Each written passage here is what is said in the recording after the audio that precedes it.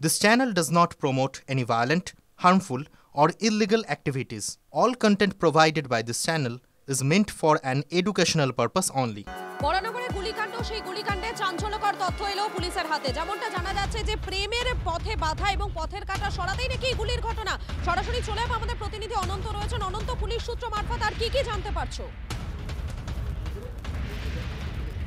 দেখো, পুলিশের সাথে যা আমাদের কথা হয়েছে, পুলিশ সূত্রে জানতে পারছি এই যে রেখা মজুমদার, তার সাথে একটা প্রেমের রিলেশন ছিল প্রবীরদের।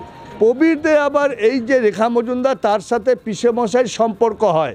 আর এই পিসেমশাই আর এই রেখা মজুমদারের প্রেমের বাধা হয়ে দাঁড়িয়েছিল স্বামী বিকাশ মজুমদার। তাই তাকে মারবার জন্য আনা হয়েছিল মেটিয়ামবুরুজ থেকে মোহাম্মদ শামীমকে। মোহাম্মদ শামীম সে পিস্তল নিয়ে রাস্তায় পথচারী সুশান্ত আদককে তাকে পিস্তল ঠেকিয়ে তার বাইকে উঠে গুলি করে পালায়। এটাই এমনটা পুলিশ সূত্রে জানতে পারছি। তবে এই বাইক আরোহী সুশান্ত আদক কতটাই ঘটনায় জড়িত সেটা তদন্ত করছে পুলিশ।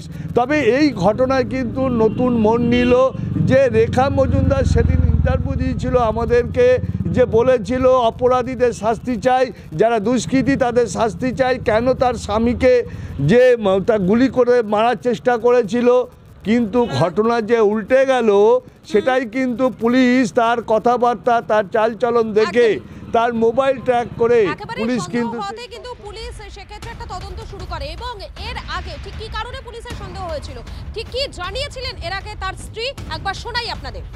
কি শাস্তি চাইছেন? অবশ্যই। কি একটু যদি বলেন।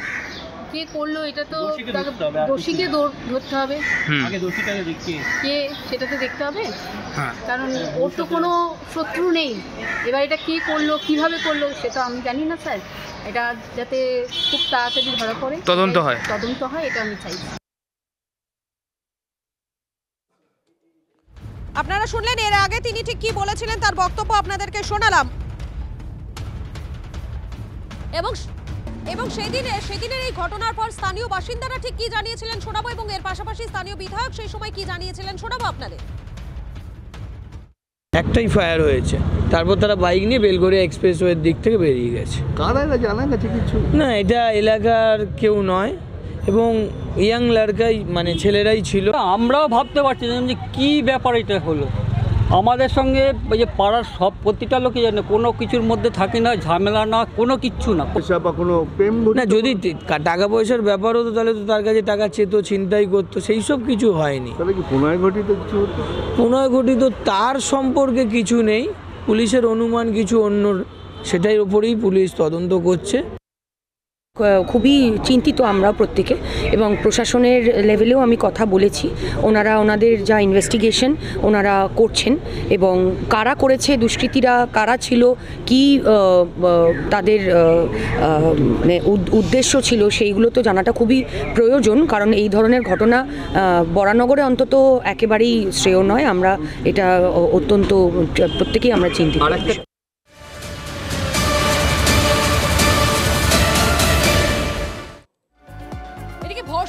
বর্ধমানে গুলি চলার মতো একটা ঘটনা ঘটেছে। পুকুর ভরাটকে কেন্দ্র করে বচসা, এবং সেই বচসা থেকে গুলি চললো, এবং যেমনটা জানা যাচ্ছে কাউন্সিলরের মামা তিনি আহত হয়েছেন বলে জানা যাচ্ছে। বর্ধমানের 18 নম্বর ওয়ার্ডের গোলাহাটে চাঞ্চল্য। অভিযোগ, এক ব্যবসায়ীর বাড়ির ভিতরে থাকা পুকুর বুঝিয়ে দিচ্ছে কাউন্সিলর প্রদীপ রহমানের গোষ্ঠী। সব অভিযোগ উড়িয়ে কাউন্সিলরের দাবি, আচমকাই ব্যবসায়ীর লোকেরা তাদের উপর হামলা করে। পাল্টা হামলার অভিযোগ এনেছে ব্যবসায়ীর পরিবার।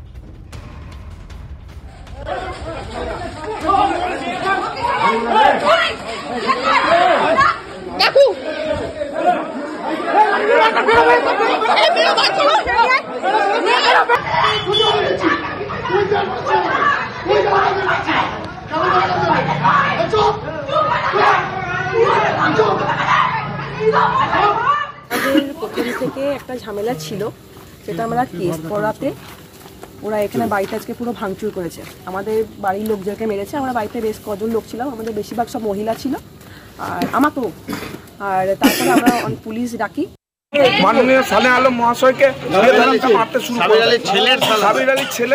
সাবির আলীর ছেলের শালা বাপি থেকে শুরু করে ওর ফ্যামিলির যে বাড়ির মহিলারা আছে তারাও পর্যন্ত এসে ছেলেগুলোকে মারতে শুরু করে। এই হচ্ছে পাড়া পাবলিক আর দেখেছি আমাদেরকে ওখানে ফলস ফায়ারিং করা হচ্ছে। ছেলেরা শ্রদ্ধা করলো, আমার সঙ্গে দুটো পার্টির ছেলে ছিল, সবাই তো মিটিংয়ের শেষে বাড়ি চলে যাচ্ছে, আমি বাড়ি ঢুকছিলাম সময়। হ্যাঁ, যখন ওরা এলো, এসে যখন বললো যে তোমরা কেন আমরা মামাকে মারলে বলে একটা মদ সৃষ্টি হলো, মানে অনেক মদ তৈরি হলো, সেই সময় প্রত্যেকে গুলি চালাতাম বলো। আমি তো একটা বাড়িতে ইনভাইটে গিয়েছিলাম, যে আসার পর দেখলাম যে আমার মামাকে নাকি বেরক্তমান মেরেছে, যে মারার পর মামা তো হার্টে মানে ওপেন সার্জারি হয়েছে, সে হসপিটালে আছে। তাই এটা হচ্ছে সাবি আলীর ছেলে এবং সাবি আলীর ওই বাপি, ওনার শালা এবং ওনার মেয়ে। পুকুর ঘরটা নিয়ে এলাকার লোক অবজেকশন দিয়েছিল, তবে এলাকায় কয়েকদিন সমাজবিরোধী কাজের চলেছে মানে চলছিল একটা, সেইটা ওনাদের রাগ।